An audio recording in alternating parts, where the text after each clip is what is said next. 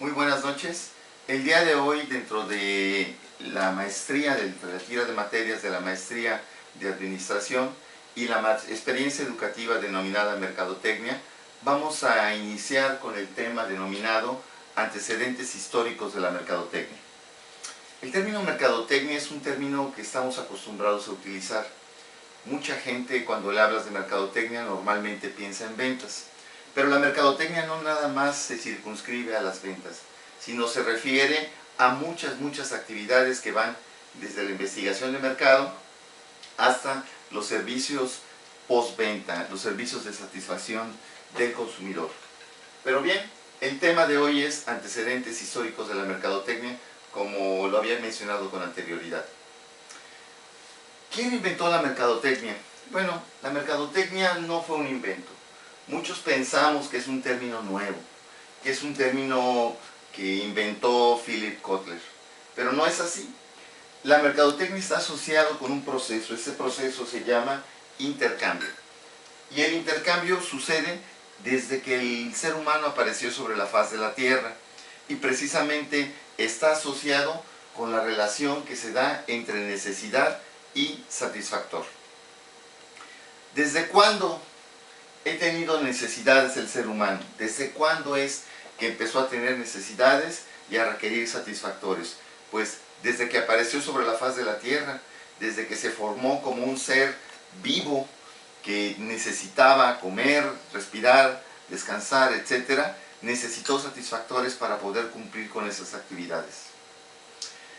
Y bien, vamos a hablar de algunas etapas que con fines pedagógicos se han estructurado para así poder nosotros tratar el tema de los antecedentes históricos de la mercadotecnia. Y hablaremos de la época de la autosuficiencia económica. En esta época, era la época, podríamos decirlo, del paraíso terrenal, donde había una gran abundancia de satisfactores y en consecuencia el ser humano únicamente necesitaba tomarlos de la naturaleza para utilizarlos. No era necesaria la producción, no era necesaria la agricultura. Después, el ser humano tiene la naturaleza de ser muy prolífero, de ser gregario, es un ente biopsicosocial que por naturaleza se reproduce con mucha facilidad y se agrupa entre sus congéneres. En consecuencia se formaron clanes, hordas, tribus, grupos de congéneres en diversas zonas de la Tierra que empezaron a especializarse en la producción de satisfactores de acuerdo al medio en que les rodeaba, de acuerdo a su habilidad y de acuerdo a las necesidades que tenían en ese tiempo. Con la especialización surge la acumulación también de satisfactores y producción excesiva de ciertos satisfactores y necesidad y carencia de otros satisfactores. En consecuencia empezaron a reunirse entre esos grupos, esos clanes, y a hacer negocios, empezar a hacer negocios. Y en consecuencia nace el trueque de mercancías. Hay un gran ausente, ese gran ausente es el señor que mueve al mundo en estos días, que se llama dinero. Como no había el dinero, que es un objeto que tiene valor de intercambio, las negociaciones se hacían cambiando satisfactor por satisfactor. Con el hecho de aumentar las transacciones comerciales y de ser necesarias las transacciones, empiezan a establecer lugares para realizar esas transacciones. Se establecen lugares, se establecen fechas, se establecen condiciones para transar, para hacer negocios. Y normalmente esos lugares estaban cercanos a lo que eran los grandes cuerpos de agua, ya sean lagos, mares o ríos. Y nos preguntamos, ¿por qué? Porque la infraestructura de caminos era muy precaria en aquel entonces y no había manera de transportar las mercancías y los seres humanos para llegar a los puntos de reunión donde había negocios. En consecuencia, cerca de esos puertos empiezan a establecerse los primeros locales comerciales y empiezan a establecerse el primer oficio formal llamado comerciante. También aparecen los pregoneros. Los pregoneros eran los publicistas en aquel entonces que se dedicaban a promocionar todos los satisfactores que estaban a la venta en esos locales. Pero no había un objeto que tuviera valor de intercambio, pero la casualidad o la historia nos dice que en aquel entonces no existían refrigeradores y gran parte de los alimentos, gran parte de los productos, normalmente de origen agrícola, pecuario, se descomponían por el proceso de fermentación de las bacterias. Y una estrategia para evitar eso era el uso de la sal. La sal llegó a ser tan importante que se le dio un valor de intercambio y se pagaba el trabajo de todos los seres humanos por medio de sal. Se les pagaba con conitos de sal, así como los conos modernos de piloncillo, había conitos pero de sal.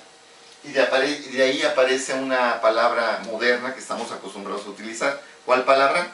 Salario. Desde entonces a los soldados romanos se les pagaba su salario, también su pago de marcha, y esto se hacía por medio de un objeto que tenía valor de intercambio o mucha importancia en el ámbito comercial, que era la sal. Pero la gran pregunta es, ¿nada más la sal era importante? No. También eran importantes las especies, o especies, no, las especies. Las especias eran también sustancias químicas de origen natural que utilizaban los seres humanos para conservar los alimentos. De hecho, cuando Cristóbal Colón trazó la ruta hacia las Indias Orientales, el producto que iba buscando no era oro, no era plata, eran especies. Y precisamente la importancia que radicaba en ellas, porque ayudaban a conservar los alimentos. Todavía en la actualidad todas las conservas, todos los embutidos, todas las carnes frías tienen cantidades abundantes de especies, por eso no se echan a perder. Y aparece en la época del Imperio Romano un gran señor que mueve al mundo, llamado dinero. Hay muchas versiones, muchas teorías, pero se dice que el César fue el primero que puso su cara en la acuñación de monedas. Él fue el primero que puso. Por ahí aparecen en la historia monedas con la cara de Cleopatra, de Nerón, etcétera, etcétera. Pero a los soldados, a todos los trabajadores del Estado, se les pagaba con monedas de oro y de plata. ¿Y por qué de oro y de plata? Porque eran monedas que no se echaban a perder y que tenían un valor nada más por el puro hecho de ser de ese material. Con el establecimiento de un objeto que tenía valor de intercambio, empieza la acumulación de riquezas. Y la acumulación de riquezas nos da origen a algo que llamábamos el capitalismo primitivo, donde los grandes empresarios, donde las personas que tenían la dicha de tener muchos negocios, empezaron a acumular recursos económicos y ya no era necesario que ellos mismos los produjeran, simplemente se pagaba a otras personas para que fueran a producirlos, o se adquiría ya los bienes manufacturados, ya los productos cosechados, ya los animales sacrificados o en vivo, con algo que tenía valor de intercambio llamado dinero. Después, al inicio del siglo XVIII, aparece un gran invento que se llama la máquina de vapor. Esta le dio al hombre la facultad de poder producir una gran cantidad de satisfactores con un mínimo esfuerzo y a muy bajo costo. Esto hizo que se pudieran mover muchas máquinas, tanto de transporte como de producción, y se podían producir una gran cantidad de satisfactores, como lo dije anteriormente, a muy bajo costo y de muy buena calidad. Posteriormente aparece la producción en serie y la producción en masa, con las teorías de Taylor, de Fayol, de Henry Ford, de Owen. Aquí vemos, por ejemplo, una fábrica de automóviles tipo T de Henry Ford, en donde se creía en la especialización. Se decía que cada empleado, si se especializaba en un proceso de la cadena productiva, hacía que fuera más rápido, más barato y más estandarizado todos los procesos de producción.